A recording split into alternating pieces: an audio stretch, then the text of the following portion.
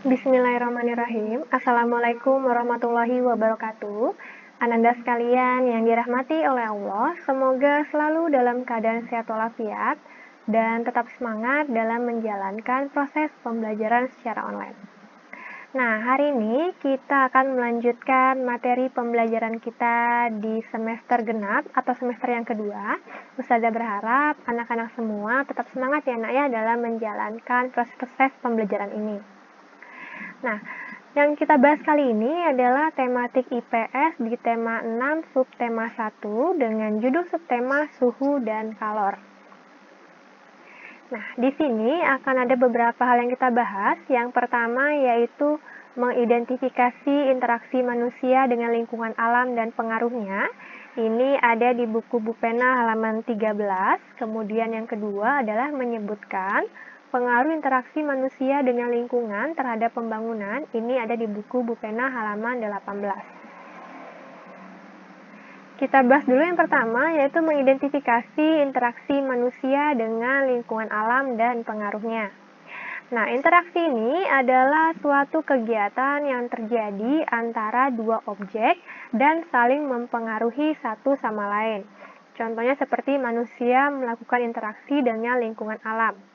Nah, interaksi manusia dengan lingkungan alam atau sebaliknya itu terbentuk secara alami. Nah, ini adalah contoh dari interaksi manusia yang menyesuaikan diri dengan alam. Yang pertama yaitu nelayan memilih waktu untuk berlayar sesuai keadaan cuaca agar terhindar dari bencana dan memperoleh tangkapan ikan yang banyak.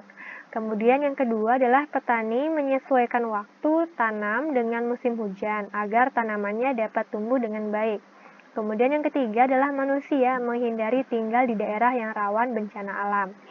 Yang keempat yaitu manusia hidup dekat dengan sumber makanannya. Sementara contoh interaksi manusia yang memanfaatkan alam sekitar, yang pertama yaitu manusia mengolah sumber daya alam untuk beragam kebutuhan seperti makanan, pakaian, dan industri. Kemudian yang kedua yaitu manusia membangun bendungan untuk mengairi lahan pertanian yang kekurangan air. Yang ketiga, manusia memodifikasi cuaca dengan mengembangkan teknologi hujan buatan. Kemudian yang keempat adalah manusia membuka lahan pertanian dan perkebunan. Kita lanjutkan yang kedua, yaitu menyebutkan pengaruh interaksi manusia terhadap dengan lingkungan terhadap pembangunan. Nah, interaksi yang terjadi antara manusia dan lingkungan tentunya akan menimbulkan dampak bagi pembangunan. Nah, dampak ini dapat bersifat positif atau yang menguntungkan dan dapat bersifat negatif ataupun merugikan. Contohnya di sini adalah dampak interaksi manusia dan lingkungan pada perkebunan kelapa sawit. Seperti yang kita ketahui bahwa Provinsi Riau ini terkenal dengan banyaknya perkebunan kelapa sawit ya nak ya. Nah, apa saja dampak positif ataupun keuntungannya? Yang pertama itu tentunya meningkatkan lapangan pekerjaan bagi para penduduk sekitarnya. Kemudian yang kedua adalah meningkatkan pembangunan daerah seperti dibangunnya akses jalan raya. Kemudian yang ketiga adalah pendapatan penduduk semakin meningkat. Dan yang keempat, dibangunnya sarana dan prasarana yang dibutuhkan. Nah, sementara selain dampak positif, terdapat juga dampak negatif atau kerugiannya. Yang pertama yaitu berkurangnya keanekaragaman hayati karena hanya dibudidayakan tanaman kelapa sawit saja. Kemudian yang kedua adalah berkurangnya habitat dan hewan asli penghuni hutan yang dibuka untuk perkebunan. Dan yang ketiga yaitu berkurangnya sumber daya air. Nah, interaksi petani dengan kelapa sawit. Buah kelapa sawit yang sudah dipanen kemudian dikirim ke perusahaan atau ke pabrik sehingga kemudian diolah sehingga dihasilkan minyak goreng. Nah, minyak goreng ini kembali digunakan oleh masyarakat ataupun konsumen. Nah, ini adalah contoh lain dampak negatif yang terjadi dalam berbagai bentuk kegiatan interaksi. Ustazah bacakan dua saja ya nak ya. Contohnya di sini di bidang pertanian.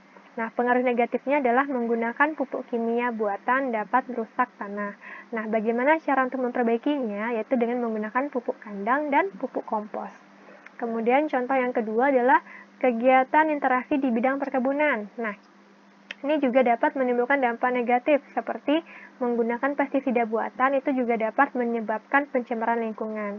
Nah, bagaimana cara memperbaikinya? Yaitu dengan menggunakan pestisida alami dari tumbuhan seperti tembakau, cengkeh, serai wangi, dan bunga krisan.